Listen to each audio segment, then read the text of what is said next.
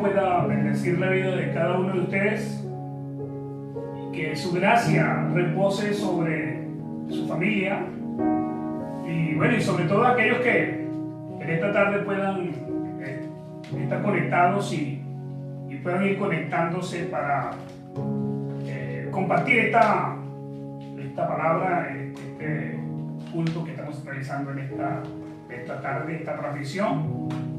Les saludo pues con el amor del Padre. Igualmente a todos nuestros amados hermanos de Abba Padre de Venezuela, que nuestro Dios pueda acompañarles en este tiempo difícil. Estas dificultades que la vida nos presenta todos los días, esta oscuridad que envuelve la vida del ser humano, estas circunstancias, las enfermedades, las angustias, las luchas, las pruebas, las tribulaciones, todas ellas tienen un origen y posiblemente no tiene que ser necesariamente así, posiblemente no tiene origen en ti. El origen está en el principio.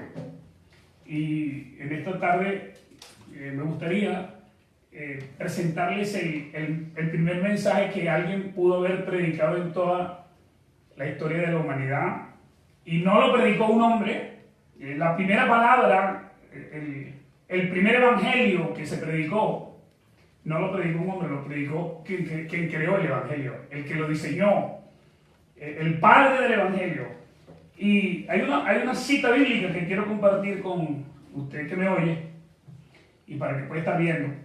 Está en Miqueas, el libro de Miqueas, en el capítulo 5 y en el verso 2 y verso 3. En ese pasaje bíblico dice: pero tú, Belén Efrata, pequeña para estar entre las familias de Judá, de ti me saldrá el que será Señor de Israel, y sus salidas son desde el principio, desde los días de la eternidad. Vea que ahí dice algo que a mí me sorprende, ¿no? Que dice que la salida de ese que nacería en Belén son desde el principio. O sea que desde el principio él salió. Es lo que está diciendo ese libro allí, ese pasaje bíblico. Pero si nosotros nos vamos un poquito a Isaías, brevemente, en Isaías, el capítulo 9 y el verso 6 dice: porque un niño nos es nacido, un hijo nos es dado. Ese hijo que nos es dado, dice Miqueas, es aquel que viene desde la eternidad. Viene desde la eternidad. O sea que a Dios no le cayó por sorpresa ese problema que hubo en el huerto, en el Edén. No le sorprendió a Dios eso. Yo quiero hablar en esta tarde tras la huella de la simiente de la mujer. Tras la huella de la simiente de la mujer. Y lógicamente pues el Señor cuando habló en el Edén ante el fracaso del hombre y de la mujer, la primera conversación, la primera palabra no se la dio a Adán, porque Adán había fallado, ni se la dio a Eva tampoco, sino que la primera palabra que Dios expuso se la dio fue la serpiente. O sea que Dios miró fue a la serpiente y habló con la serpiente, después habló con el hombre. Así que yo decía que el primer mensaje predicado en la tierra fue el mensaje que predicó Dios. Dios fue el primer predicador. Dios fue el primer predicador en toda esta trama humana. ¿Y quiénes oían? Pues los que estaban oyendo eran los que estaban en el huerto. En el huerto estaba el hombre. Dios predicó para el hombre oyó. Estaba el hombre, estaba Adán y estaba Eva. La raza humana representada por ellos dos. Pero además de eso estaba el príncipe de las tinieblas. O sea que Adán, Eva y el príncipe de las tinieblas, la serpiente, Satanás, el diablo, eran los que estaban escuchando en esa oportunidad el mensaje que Dios mismo traía en su boca. Y ya el mensaje lo conocemos porque el mensaje es el que le dice Dios a la serpiente. Cuando Dios habla con la serpiente, Él le dice a la serpiente, antes de sentenciar, le dice que la simiente de la mujer y la simiente de él iban a estar en una constante lucha. Y dice más, dice que la serpiente haría un trabajo en el chico que menciona ahora, el niño que nacería de Belén Efrata, el que dice Isaías, y la serpiente iba a ver por los siglos un combate, una guerra, una batalla. Así que ese primer mensaje que Dios predicó y que tuvo como oyentes al hombre, Adán, Eva y la serpiente y las huestes espirituales, pues venía cargado con una promesa, un mensaje, una sentencia, un juicio, ¿verdad? Pero además de eso, dentro venía envuelta una promesa que Dios estaba haciendo, y la promesa realmente no se la estaba haciendo a Adán ni a Eva, sino que Dios le estaba haciendo una promesa a la serpiente. Como decir, yo te prometo que de la mujer saldrá una simiente, ¿verdad? Que enfrentará a tu simiente, y se pondrá enemistad entre la simiente de la mujer y tu simiente. Entonces el diablo está escuchando eso, pero dice más, cuando hablo de que hay una promesa envuelta en esa sentencia, dice que la simiente de la serpiente herirá a la simiente de la mujer en el calcañar. Y dice que la simiente de la mujer entonces pisará la cabeza de la serpiente. Esa es la sentencia, pero esa es la promesa. O sea que Adán y Eva, que está escuchando, no sé en qué lugar estamos, pero escuchaban que Dios estaba juzgando a la serpiente, pero que a la vez estaba dando una promesa. Ellos se dieron cuenta que Dios no los iba a destruir, porque la única mujer que había en la faz de la tierra era Eva. Y de Eva, pues vendría la simiente de la cual Dios está hablando en esa cita bíblica. Así que esas palabras que Dios está expresando en ese momento allí en el Edén, pues están cargadas de un mensaje evangélico. Es el mensaje evangélico de toda la vida. Dios decide que la batalla que se va a desarrollar en la humanidad, la batalla que enfrentará el hombre, y la batalla en la que estará envuelto el enemigo, Satanás, la serpiente, el dragón, dice que Dios asume su lugar, su posición, y le dice a Satanás, pues, la pelea no va a ser contra Adán ni contra Eva, porque tú les has vencido aquí en el huerto. La pelea pues será conmigo, con mi descendencia, con mi simiente, con el hijo, el niño que yo prometeré a través de los profetas, para la batalla final. Entonces, el castigo que Dios desata sobre la serpiente, que es un castigo, ya el libreto está establecido, ya el guión para el enemigo está establecido, él sabe todo lo que ha de acontecer, y nosotros nos hemos estado enterando pues por las escrituras. Pero si alguno conoce cuál es el rol que le toca desarrollar en esta vida, pues es Satanás. Adán y Eva no, porque ahí ellos no existen. Así que el primer mensaje dado por Dios fue el sostén de los primeros creyentes. ¿Qué sostuvo a los primeros creyentes? Lo único que sabían los creyentes, y note que no dije los cristianos, lo único que sabía el hombre, el primer hombre, Adán y Eva, lo único que sabían era que Dios le había dado una promesa, una sola promesa. La simiente de la mujer nacería y enfrentaría a la simiente de la serpiente. Con eso se sostuvieron los primeros creyentes por muchísimo tiempo, hasta que Dios estableció después abrió otra ventana en el mundo profético, en la historia que se iba a desarrollar en la humanidad, pero Adán vivió 930 años. Oiga, caminó en la tierra 930 años solamente con una palabra. La simiente de la mujer pisará la cabeza de la simiente de la serpiente. Eso mantuvo a Adán vivo por 930 años. Eso mantuvo viva a Eva el tiempo que Eva vivió. Eso mantuvo vivo a Abel mientras no fue muerto por Caín. Eso lo escuchó Caín. Eso lo escuchó Caín. O sea que esa sola palabra que Dios habló fue suficiente para que Adán viviera toda su vida esperando el día en el cual pues vendría la simiente de la mujer. Así que esa fue toda la revelación que tuvo Adán. Adán no tuvo más revelación. Esa fue toda la revelación que tuvo Adán. Y esa fue toda la revelación que recibió Abel de su padre.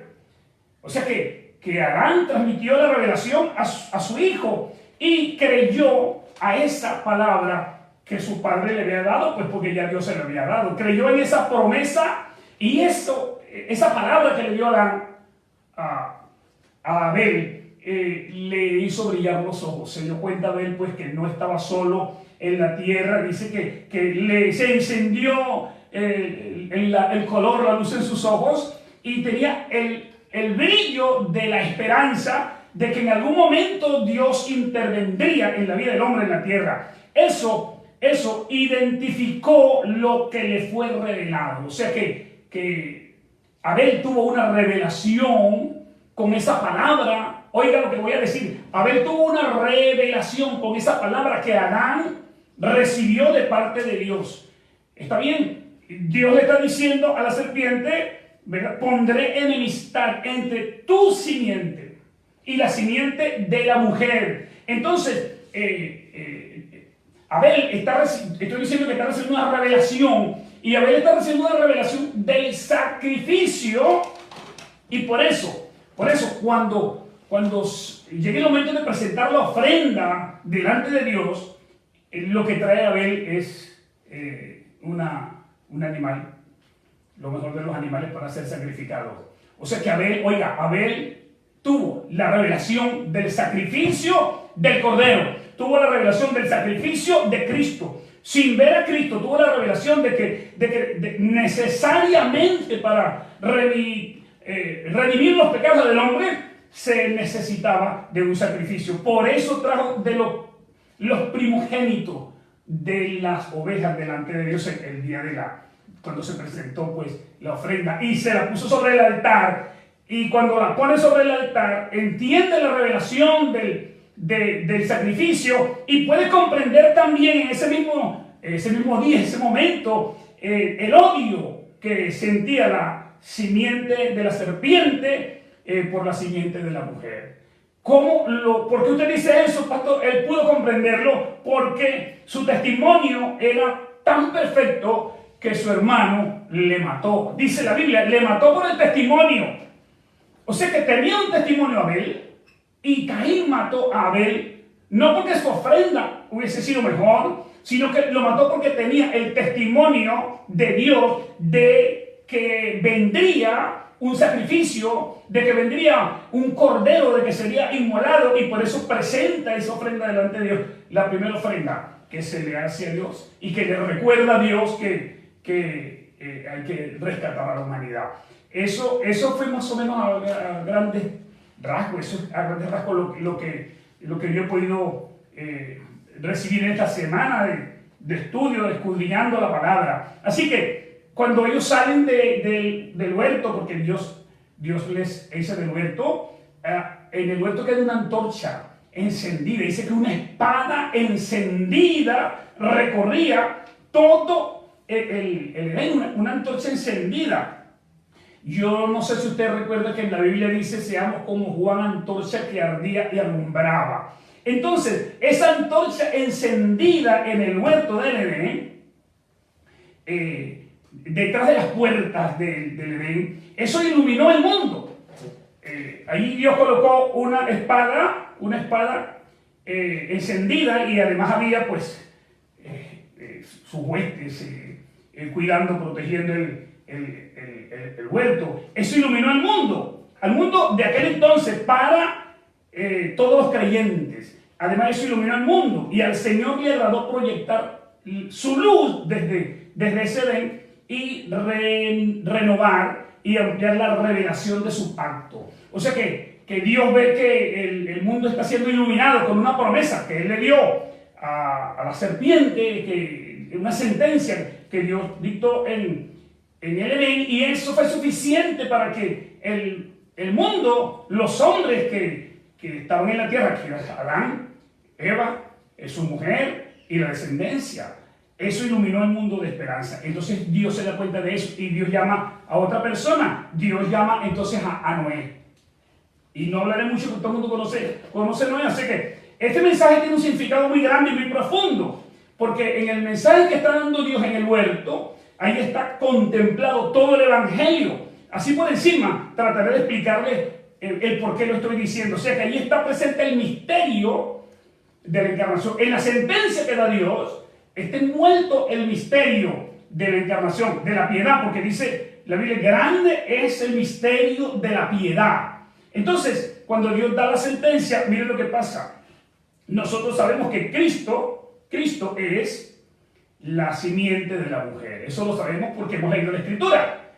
Ya hemos leído prácticamente, no el principio, porque si leemos el principio nunca lo hubiéramos entendido. Hemos leído ya toda la historia desde que aconteció, y sabemos que cuando se revela la historia, vemos a Cristo como la simiente de la mujer. Y allí se dice cómo se llevaría a cabo la encarnación, justamente en eso. Así que el Espíritu Santo vendrá sobre una virgen desposada y sería cubierta con la sombra del Altísimo, del poder de Dios. Y estoy diciendo que pues que allí vendría la simiente de la mujer en ese hecho milagroso. Eso está allí escondido. Luego dice que se enseña la doctrina de las dos simientes. Es una doctrina que en el mundo cristiano, que es la simiente de la mujer y la simiente del diablo. De las dos simientes. Eso está involucrado en la sentencia que Dios da. También está implícito que la simiente sufriría. Y si la simiente es Cristo, está implícito que Cristo sufriría, porque dice que la serpiente herirá a la simiente de la mujer. Herirá en el calcañar, o sea que está hablando de que esa simiente va a sufrir una herida, va a tener angustia, va a tener dolor, va a tener sufrimiento. Y también dice que sería, dice pues eso allí, que sería herido en el calcañar. Dice que ahí está que el pecado sería removido, porque es un sacrificio, la simiente prometida sería herida, ese sería el precio por el pecado de toda la humanidad. Entonces sería removido el pecado que cometió Adán y que cometió Eva. Ahí aparece la destrucción de la muerte, porque dice la Escritura, dice que solamente será herido, pero que la simiente de Satanás, del diablo, de la serpiente, dice que sería pisada en la cabeza. Y si es pisada en la cabeza, pues está anunciando que el diablo tendrá un final, que tendrá su muerte. Así que, lógicamente, pues no son las palabras exactas que tiene la Biblia, pero cuando usted ve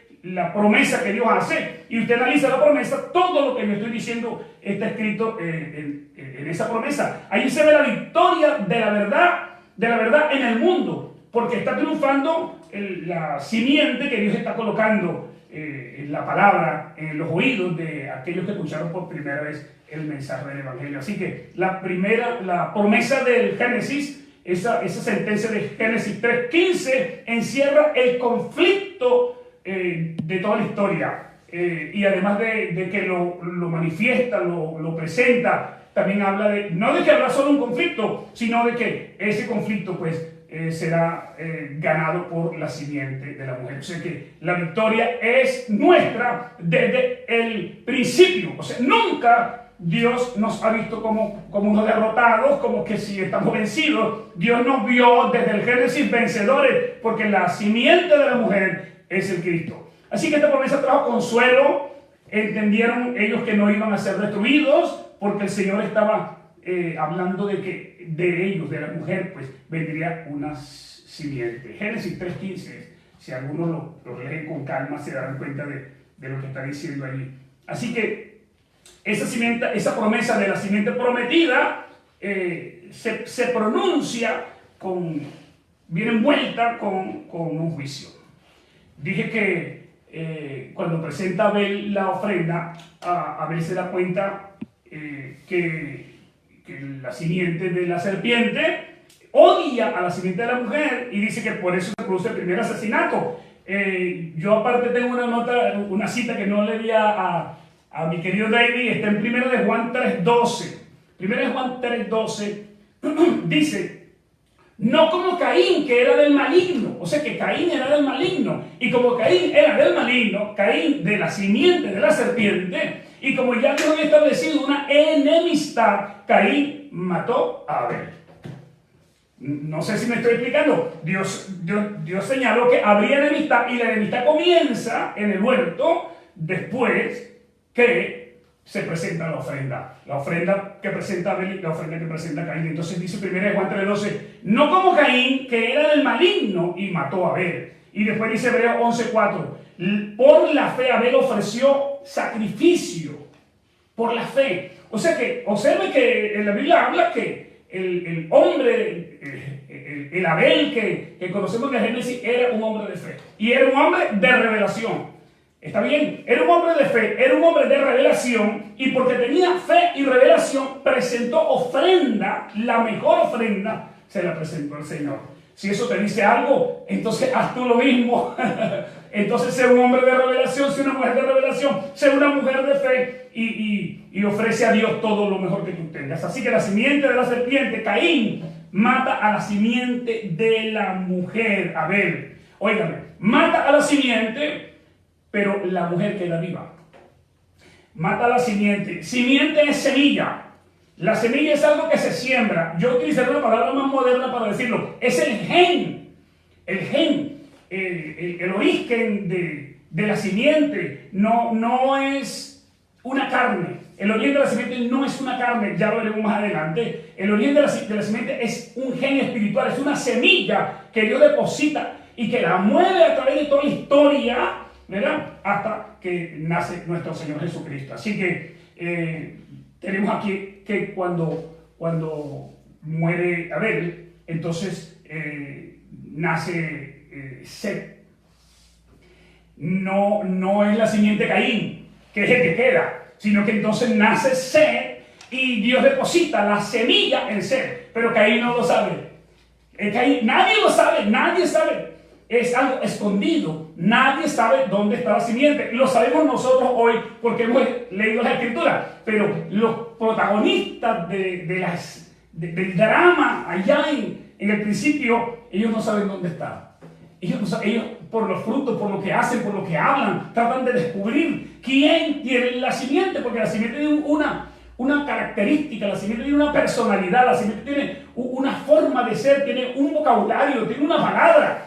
Y el maligno está en la historia del hombre para tratar de escuchar y descubrir quién tiene la semilla, quién tiene la semilla para hacerlo caer. Él dice que la sobra, el fruto, es lo que da a conocer a quien tiene la semilla, a quien tiene el gen, a quien tiene la semilla. Y el diablo lo sabe porque lo ve y lo oye, y ve cómo se comporta, ve cómo piensa, ve cómo habla, ve lo que hace. Entonces el diablo trata de destruirlo, de quitarlo del camino, de apartarlo, de hacerle morir, como en el caso de Abel. Así que Génesis 4:25 dice, después del asesinato de Abel, ¿verdad? Nace Set, dice, conoció de nuevo Adán a su mujer, la cual dio a luz un hijo y llamó su nombre Set, y dijo esta palabra: Dios me ha dado otro hijo en lugar de Abel, a quien mató Caín.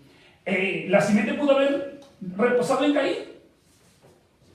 pero Dios tiene el conocimiento de toda la trama de la humanidad. Así que aquí se restaura la simiente. No se perdió la simiente, la mujer quedó viva, y la simiente entonces es inmediatamente sembrada en nuestro amigo Set. Queda claro que la simiente prometida no vendría a través de la descendencia de Caín, porque si hubiese sido así, la simiente hubiese reposado en Caín y toda la descendencia de Caín sería portadora de la simiente de la mujer. Y resulta que ya la Biblia al final, ahí en las cartas al final de la Biblia, en las cartas dice que Caín era del diablo, era del maligno. Ahora lo sabemos porque lo leemos el final del libro, pero el principio del libro no nos dice eso la Biblia.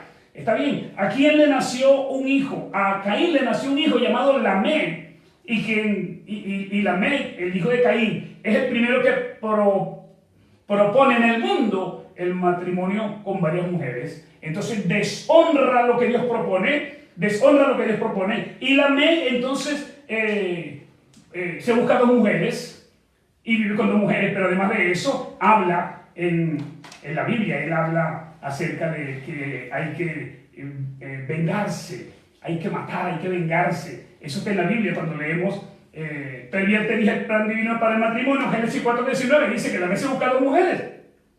Ahí está la cita bíblica. Y tomó dos mujeres, Ada y Sila. Y esta familia, Ada y Sila, y Caín, y bueno, todo este grupo pervertido, pues son la simiente de la serpiente. Así que pasó el tiempo, 10 generaciones después, desde Adán hasta Noé. 10 generaciones. Llegamos a Noé y su padre, el papá de Noé, dijo algo pero se cumplió. Yo no sé si el papá sabía lo que estaba diciendo. Dice Génesis 5:29 que nace Noé, ¿verdad? Y su padre dice estas palabras: este nos aliviará de nuestras obras y del trabajo de nuestras manos en la tierra que Jehová maldijo. Jehová maldijo la tierra. Y entonces el papá de Noé está diciendo que cuando nació Noé los libraría del trabajo de la tierra. Sí, los libró porque el diluvio vino. Él no sabía lo que estaba diciendo, pero él estaba viendo que Noé liberaría al hombre del trabajo de la tierra, porque la tierra se convirtió en agua. Más ningún hombre trabajó la tierra. Génesis 5:29. Vino el diluvio. Se murió todo el mundo. Entonces la serpiente del maligno, la serpiente está creyendo que con el diluvio Dios decidió destruir al hombre de la faz de la tierra. Pero Dios preservó un remanente de la faz de la tierra, de esa gente que Dios había ya decidido que tenía que desaparecer porque el pecado fue demasiado grande. Entonces Dios se guardó un remanente para él. No, dése cuenta que no dice la Biblia que se lo guardó para el mundo. No dice que Dios se guardó un remanente para que las generaciones siguientes fueran felices. No, dice, se guardó un remanente para él, para sí, en la familia de Noé. En Noé estaba la simiente, pero nadie sabía, ¿verdad?, que eso estaba allí. Nadie sabía que eso estaba allí y esa simiente sería trasladada por Noé a la siguiente generación. Cuando usted ve que Noé comete un acto que parece que será el peor de todos, que fue el peor de todo lo que hizo Noé, es que Noé se emborrachó. ¿Cómo puede estar la simiente en un hombre que Dios le está salvando la vida, que lo está poniendo como el dueño de la tierra ahora, con su familia y con sus hijos? ¿Cómo puede ese hombre embriagarse? Yo no sé qué fue lo que le pasó a él. Él se embriagó y bajo el efecto del alcohol, él se desnudó en medio de su tienda. ¿Está bien? Y sobre ese hombre del cual estoy hablando es que está la simiente de la mujer. Así que Dios preservó a Noé, y Noé tuvo 3 hijos, Sem, Cam y Jafet. Esos 3 hijos tenían sus esposas. ¿Y cuál es la importancia de que haya sucedido así? Pues porque para que la simiente corra de generación en generación, Dios necesita una mujer. Porque los hombres no tienen hijos, los hombres no pueden parir, y que esto es una publicidad extra. Los hombres no pueden parir, no podrán parir. Entonces Dios se guardó 3 mujeres, ¿verdad? Las mujeres de los hijos de Noé, más la esposa de Noé, para que la simiente pudiera seguir corriendo pues, por la faz de la tierra. Así que la simiente, sigue corriendo la simiente. En el mundo no mencionaré, tengo un historial muy largo por todos los lugares donde se movió la simiente, pero el tiempo que tenemos me ha hecho que recorte lo más que pueda, y he tomado los datos más resaltantes. La simiente prometida aún no se había conectado, no se sabía dónde estaba, y entonces aparece en la historia un hombre. Aparece un hombre llamado Taré, y Taré no es nadie conocido. Y Taré tiene varios hijos. Tiene uno llamado Abraham, uno llamado Nacor y otro llamado Harán. Tenía 3 hijos y Dios le hace una promesa a Abraham. Dios le hace una promesa a uno de los hijos de Taré. Y esa promesa contiene, entre otras cosas, la simiente. O sea que Dios le dice que va a serlo padre de multitudes. O sea, tú vas a parir, tú vas a ser el papá, perdón, de toda la gente que vendrá. De ti vendrá la simiente.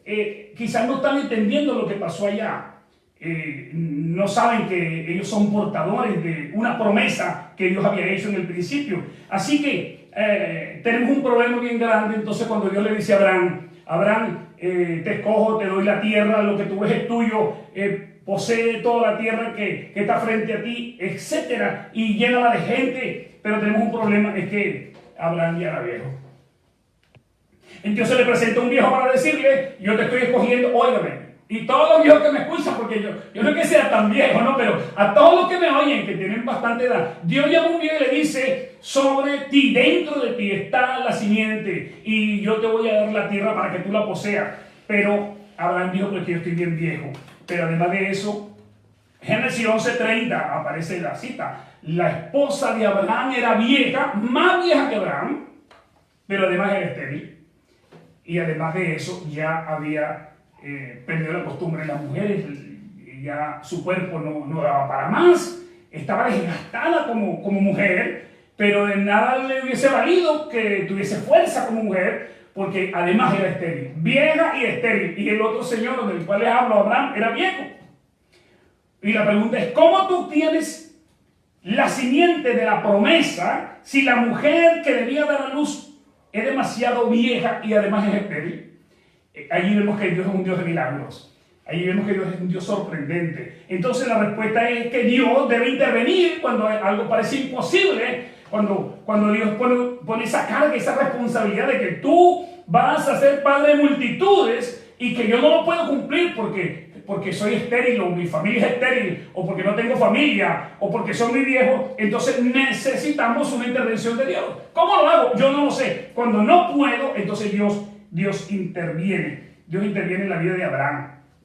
Y un día Abraham está sentado en la puerta de su tienda, muy tranquilo, ya disfrutando de sus canas, de su vejez. Y en Génesis 18:10 dice que Dios le da una palabra a Abraham. Allí, como dos viejos conversando, el anciano de Elías y el hombre anciano Abraham. Y Dios le dice, de cierto te digo, allí conversando los dos, creo que tomándose un café, le dice, el próximo año yo voy a venir aquí a tu casa y Sara va a tener un hijo tuyo. El próximo año cuando yo venga, ya aquí tú tienes un hijo. Esta es mi promesa, le dice Dios a Abraham. Recuerden que Abraham es viejo, Sara es vieja y Sara es estéril.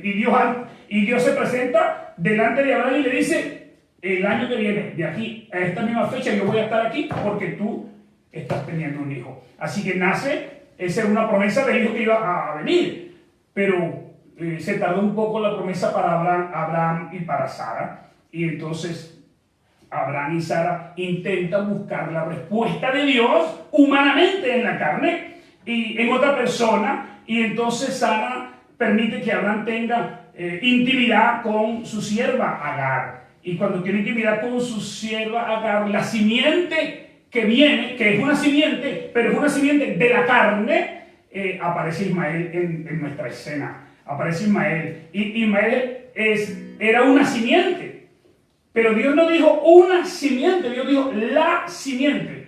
Si Dios hubiera dicho una simiente, cualquiera podría haber sido la simiente. Pero Dios dijo a la serpiente, una simiente, la simiente de la mujer. La simiente de la mujer. Y Ismael era cualquier simiente humana de carne y hueso. Así que pasa el tiempo, pues, y de repente, después que nace Ismael, Dios se presenta delante de Abraham y delante de Sara, y ellos están con un bebé en su brazo, y ese bebé ya sabemos todo que es Isaac. Entonces Dios le había dicho a Abraham, ¿qué cosa? En Isaac te será llamada descendencia. Entonces la simiente ahora está reposando sobre Isaac. Dese cuenta que venía desde la mujer, Abel, Noé. Ahora la tenemos aquí en Isaac. La simiente ha venido recorriendo el tiempo que tiene el hombre sobre la tierra. Isaac continúa y cree que Dios lo ha llamado con un propósito, y entonces se busca una esposa. Abraham manda a buscar una esposa para su hijo, y le traen una esposa a su hijo, le traen a Rebeca. Y cuando se casan y tienen intimidad, entonces Rebeca también es estéril. Entonces la simiente está en Isaac, pero mi mujer no puede recibir la simiente para que siga corriendo en la historia de la humanidad porque ella es estéril. Esos son los imposibles que nosotros vemos que Dios responde. Y cuando Dios responde, entonces dice que Dios interviene en la vida de Rebeca porque era estéril. Isaac hace una oración por su esposa y entonces en el vientre de Rebeca aparecen dos personas que conocemos muy bien, Jacob y Esaú. Jacob y Esaú están en el vientre de la mujer que había sido estéril. En uno de ellos dos vendrá la simiente. Entonces, el primero que va naciendo, aunque dice que luchaban en el vientre uno contra el otro para salir primero, Jacob luchaba contra Esaú en el vientre de su mamá. Eso es lo que dice la Biblia. Luchaba la simiente de la mujer y la simiente de la serpiente, luchaban en el vientre de Rebeca para salir primero. Entonces, cuando está pasando eso, Dios le dice, dos pueblos hay dentro de ti. Tienes dos pueblos. Tienes el pueblo que va a estar liderado por Jacob y el pueblo que va a estar liderado por Esaú. Dos pueblos en guerra, dice, desde las entrañas de Rebeca. Así que esto no tiene que ver con el orden de nacimiento. Esto tiene que ver con la elección. Voy a repetir eso. Aquí la simiente de la mujer no tiene que ver con el orden en el que haya nacido Jacob o Esaú. Tiene que ver con la elección y lo nuestro es por elección. Jesús dijo, no me elegisteis vosotros a mí, sino que yo os elegí a vosotros. Es a quien Dios elige. No es del que quiere ni del que puede. Yo quiero ser simiente, pero no es así. Dice, es de quien Dios tiene misericordia. Así que debemos estar prestos para hallar misericordia y gracia delante de nuestro Dios. Dice que cuando nace Esaú de primero, Jacob no lo deja salir, porque hay una guerra allá adentro, y entonces dice que se aferra con la mano al pie de Esaú y lo ala para que no salga, pero cuando la partera, la mujer que saca a Esaú, que lo tiene afuera, ve que viene otro niño allí pegado de él, viene allí pegado, la simiente de la mujer pudo salir en el orden en el que debía salir. ¿Por qué lo digo? Ya verá lo que viene. Entonces, comienzan a crecer y Jacob tiene que encontrar una esposa. No sé si usted sabe cuál es la historia de Jacob y Esaú. La pelea que hubo, el pleito que hubo, la persecución para matarse el uno contra el otro, la primogenitura, todo lo que aconteció y la bendición que desató Isaí sobre Jacob. Le dio, le dio la bendición de Esaú, aunque no quería dársela. Tenía que dársela, pero no se la dio. Entonces dio la bendición que correspondía exactamente a la simiente de la mujer. Entonces se casa nuestro amigo Jacob porque está paseando por el campo y se consigue una chica y le da un beso, y cuando le da un beso llora. Entonces estas lágrimas que derrama Jacob cuando le da el beso a la mujer que se llamaba Raquel, él llora, posiblemente anunciando que algo iba a suceder extraño en la vida futura. Y resulta que no se casa con Raquel. Cuando se casa, pues le entregan a una mujer que no es Raquel, le entregan a la hermana, y la hermana es procreadora, la hermana da hijos, y la hermana es fructífera, y bueno, y pare un montón de muchachos para él. Y resulta que 7 años después se está casando con Raquel. Y cuando está con Raquel se cuenta que Raquel es estéril. Y la simiente está en Jacob. Y la esposa de Jacob es estéril. La otra, la que no es su esposa legal, por la que luchó, no es estéril. Pero en ella no puede estar la simiente. Entonces, porque la mujer con la que debió estar él era, la mujer con quien debió estar era con, perdón, lo dije al revés, no era con Raquel, era con la Lea.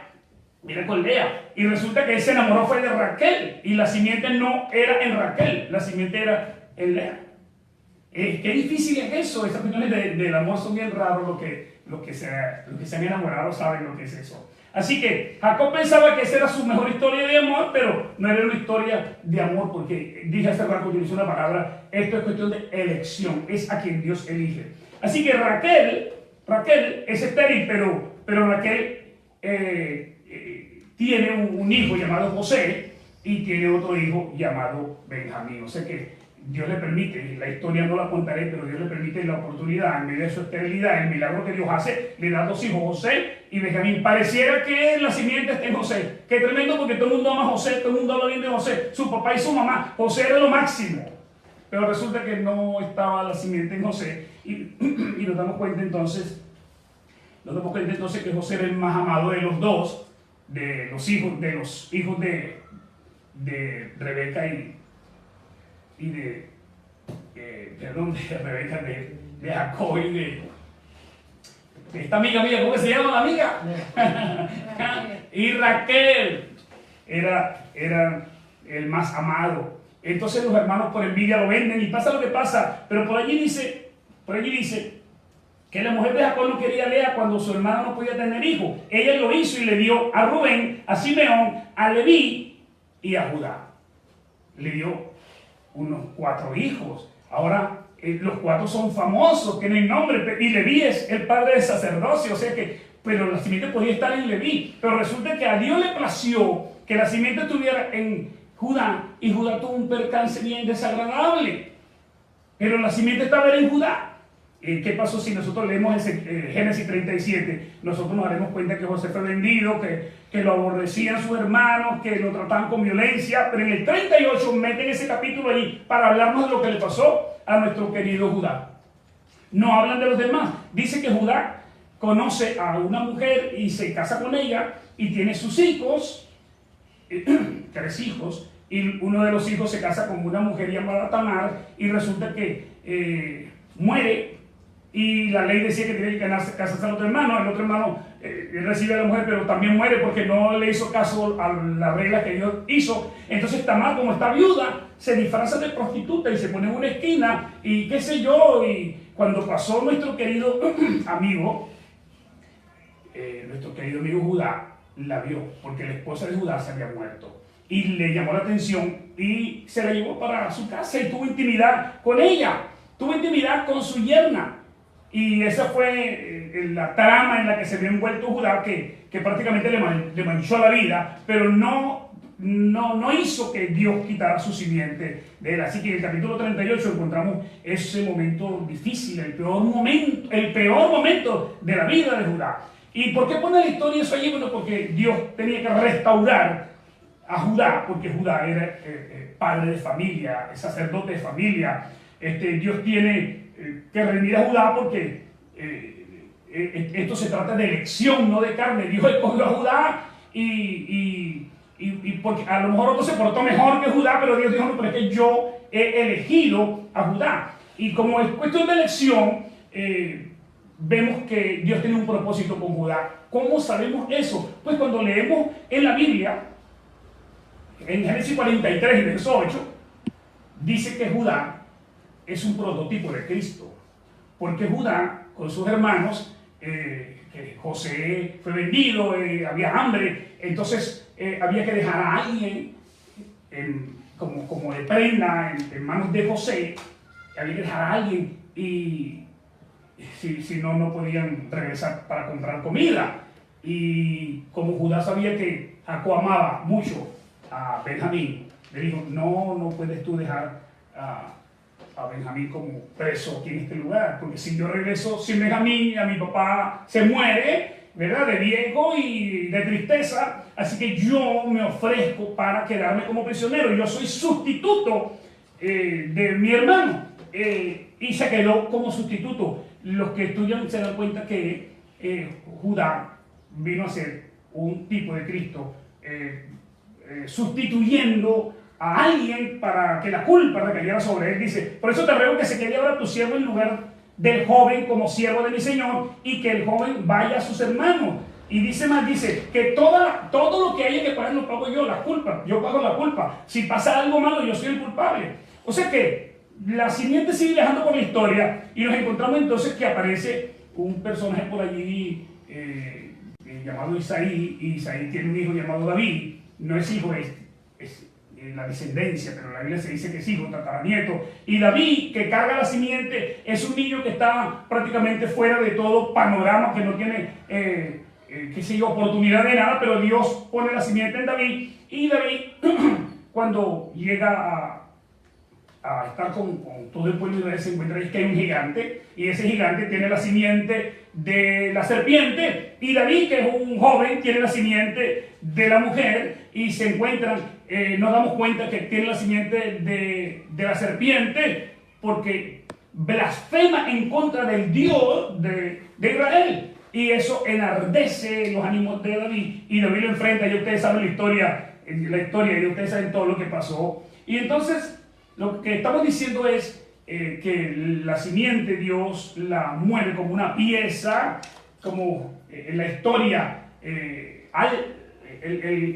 la semilla que Dios va colocando en diferentes seres humanos, a quien Dios elige por voluntad propia en su soberanía, para que hagan lo que Dios ha destinado a hacer en el principio, en el libro de Génesis, capítulo 3 y versículo 15, de que tenía que nacer una simiente. Así que David no puede morir porque ya David había sido investido como rey. Entonces David sabe que él va a ganar peleando con el gigante, porque ya le pusieron los óleos, el aceite, y lo proclamaron rey para cuando viniese el tiempo de ser rey. Así que pasaron 500 años más o menos para que llegara la simiente donde estaba el rey David. El rey David, Apocalipsis 5:1 al 5, dice que el rey David, que desciende de Judá, tiene un hijo mayor que él, y ese hijo, según Apocalipsis, es un rey mayor que David, y Apocalipsis dice, es el león de la tribu de Judá,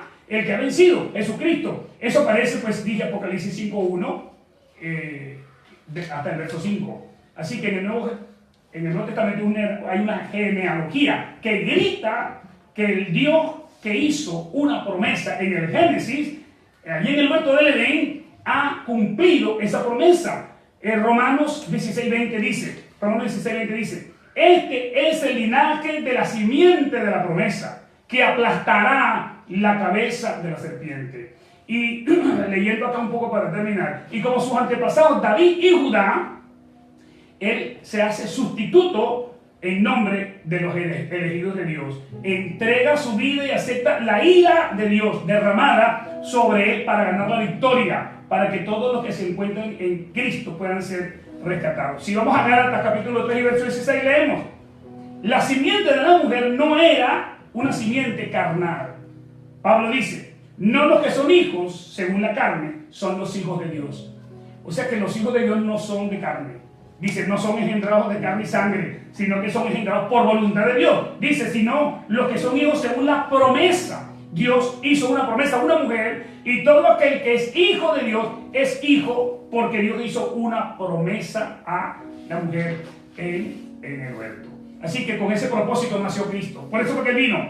Por eso fue que Cristo vivió. Por eso fue que Cristo murió. Y por eso es que Cristo se ha ido a la gloria del Padre. Y por eso es que Cristo, el propósito tiene que ser cumplido. Y Él vendrá otra vez para enfrentar al adversario y para destruirlo completamente para siempre.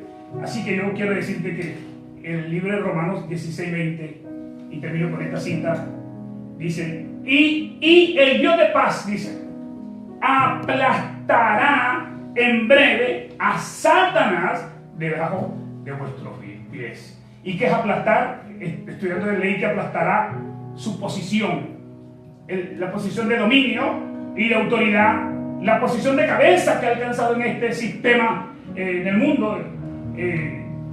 Ese dominio, ese poder, esa autoridad va a ser aplastada legalmente. Juan 12:31-32 dice que Jesús dijo, ahora es el juicio de este mundo, y ahora el príncipe de este mundo será echado fuera. Que Dios te bendiga. Así que si tú eres de la simiente de la mujer, vive como si fueses de la simiente de la mujer. Hazle honor a que somos hijos de Dios, y que la semilla que Dios ofreció que vendría, sabemos que Cristo, esa semilla se ha reproducido en nosotros, ese gen, y nosotros somos sus hijos. Dios te bendiga abundantemente.